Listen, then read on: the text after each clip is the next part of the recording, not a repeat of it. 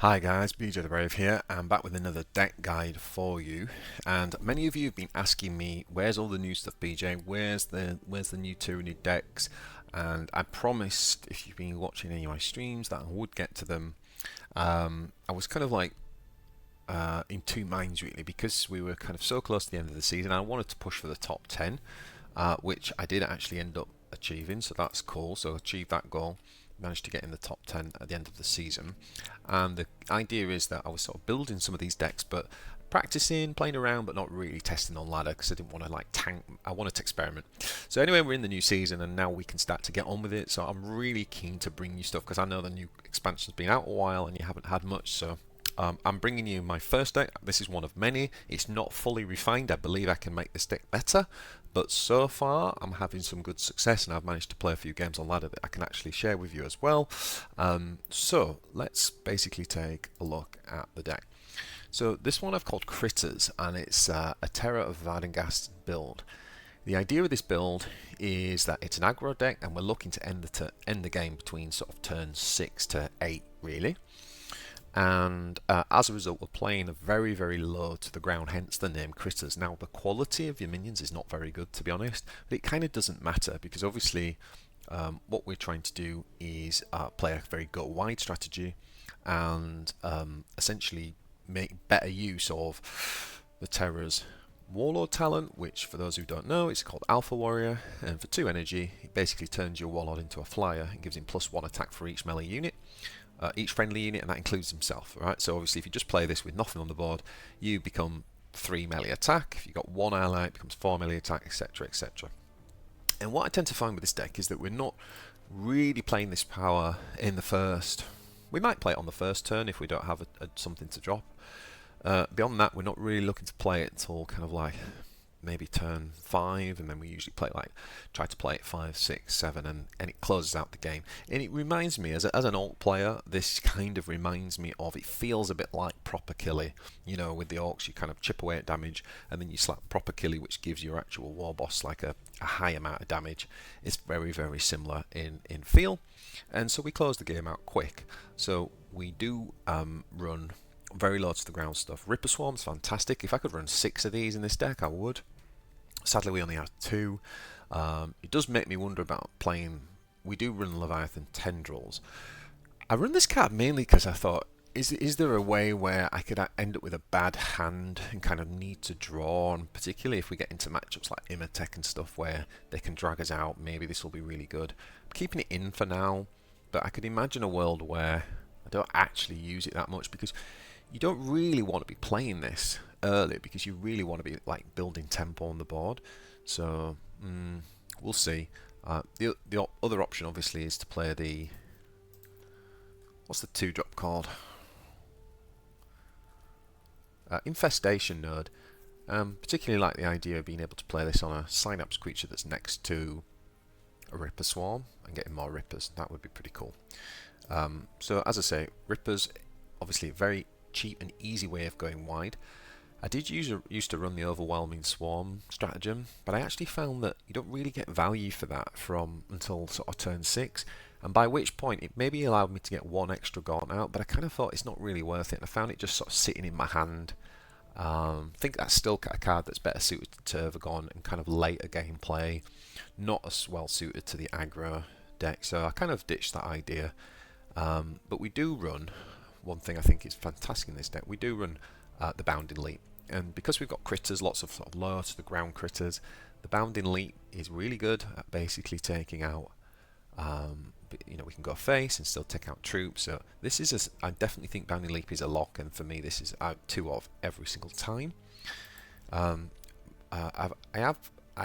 the Tyranids, I do actually recommend kind of selecting Acid Rain if you've got it, because again it's a fantastic way of beating down really big units, which the Tyranids traditionally play.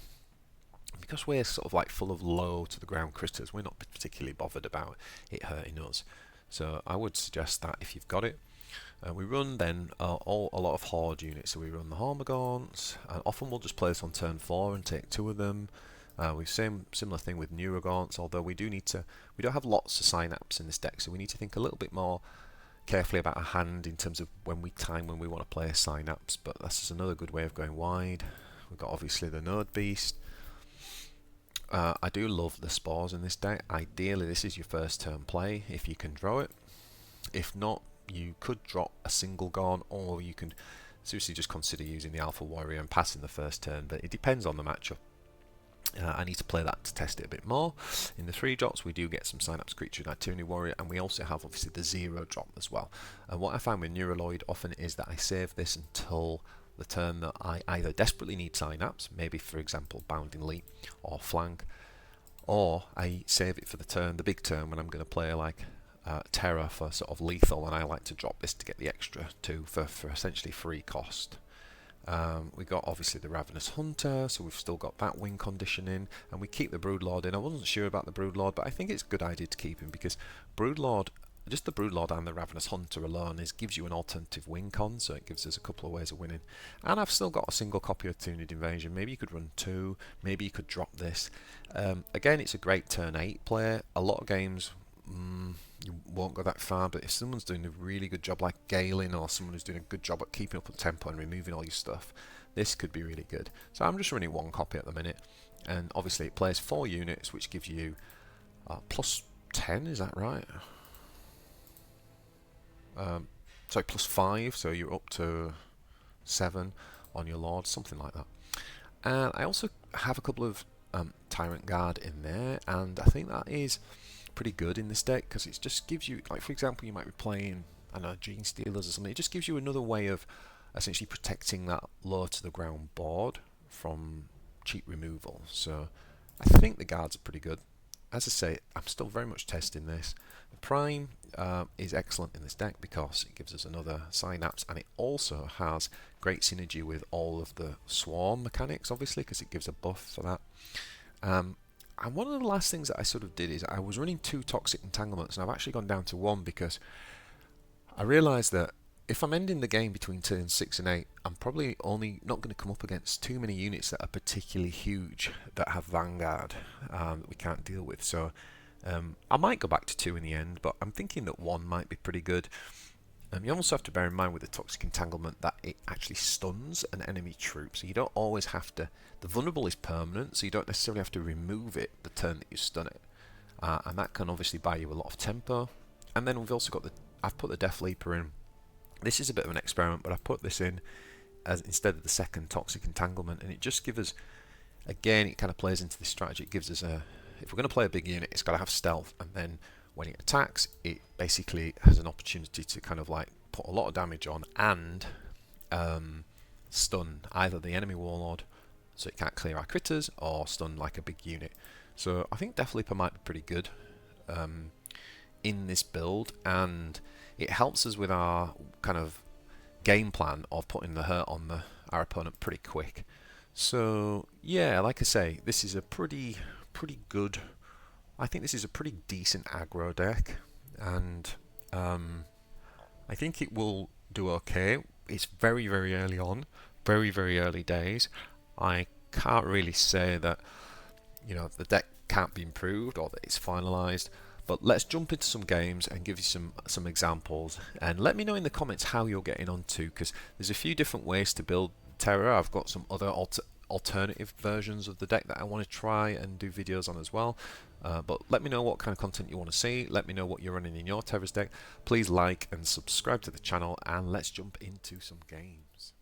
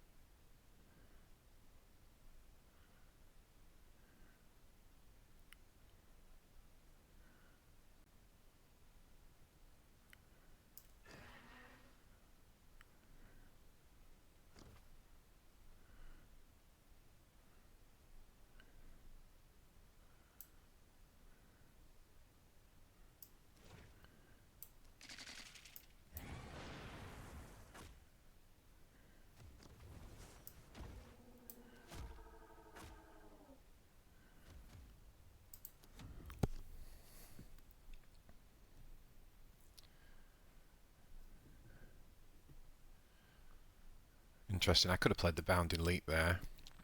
Hit on this one, hit the middle one. Would have killed it because of the acid rain, and then we'd have got the blast. But I didn't want to lose the tempo of the Death Leaper, to be honest.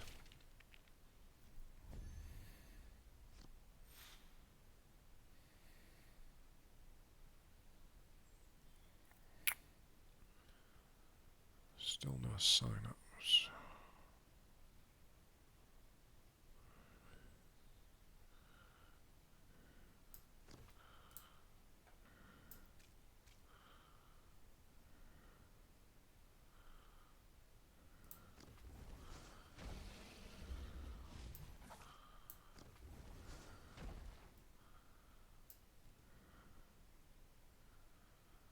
Do I want the +2 there or not? I don't think I do, to be honest.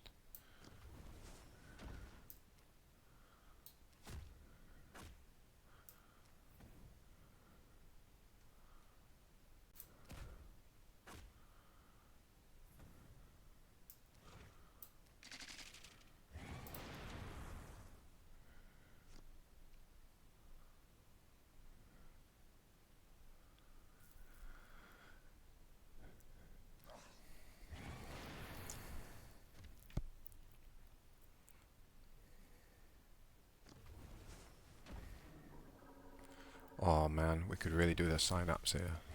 Really mess this play up. Well, kind of. Actually, oh no, it would still, yeah.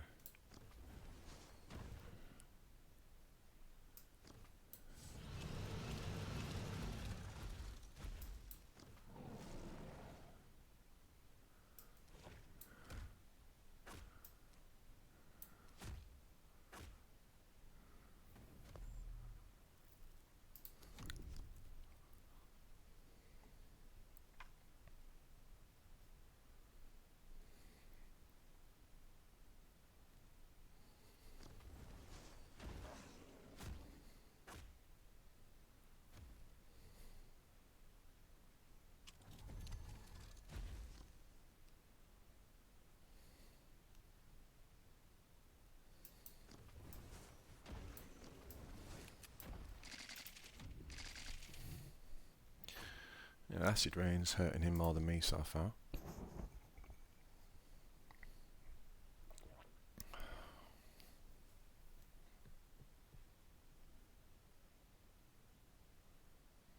Has he got lethal here?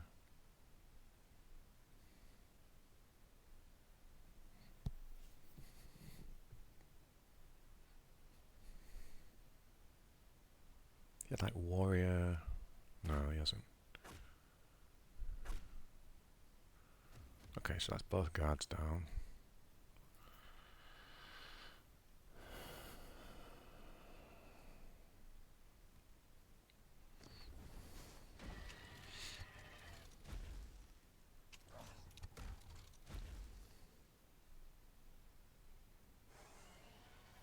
Nice. Got him.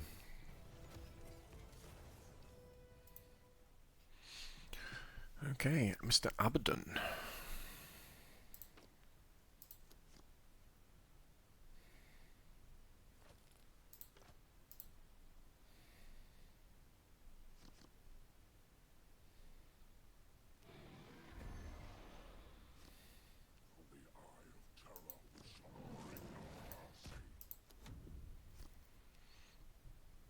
I think we dropped the Stealer.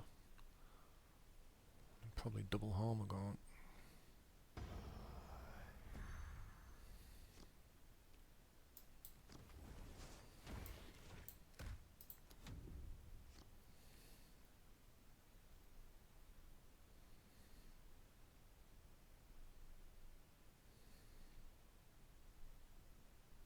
Problem against Abaddon obviously is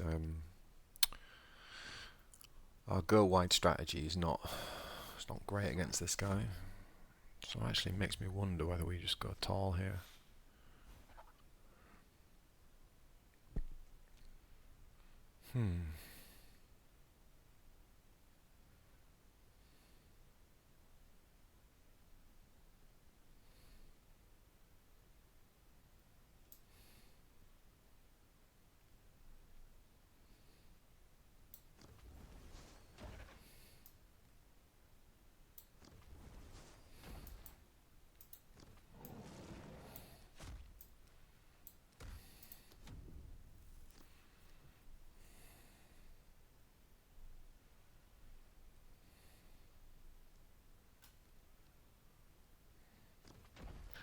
quite good that that's pulled out of Spawn.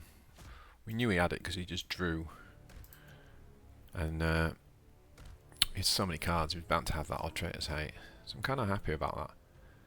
We can just clear this easily and drop the Death Leaper.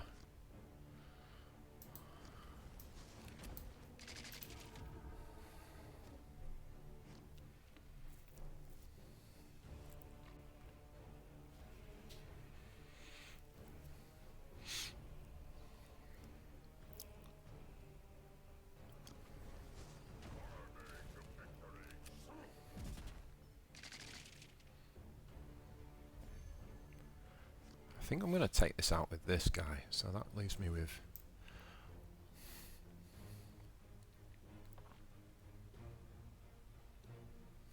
Don't want to use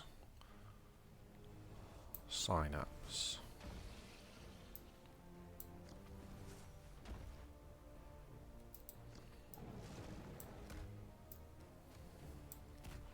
Stun Abaddon. Now he has used one Spawned, hasn't he? So is this going to be Traitor's Hate? No, Helldrake. Okay, fair enough.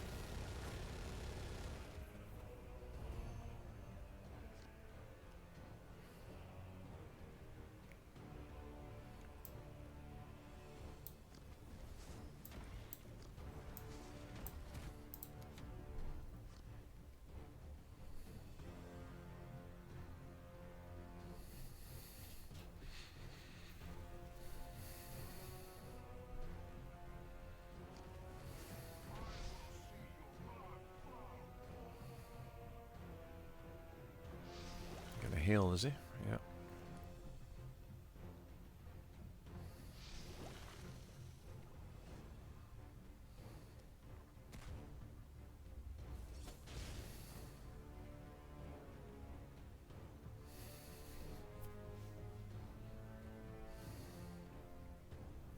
Two secs.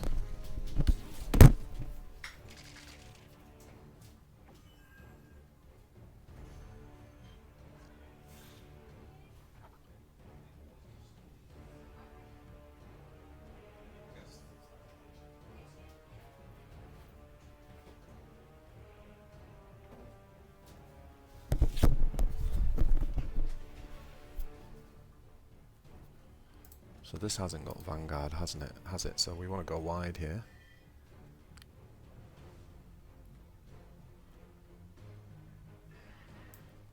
So I think it's 2.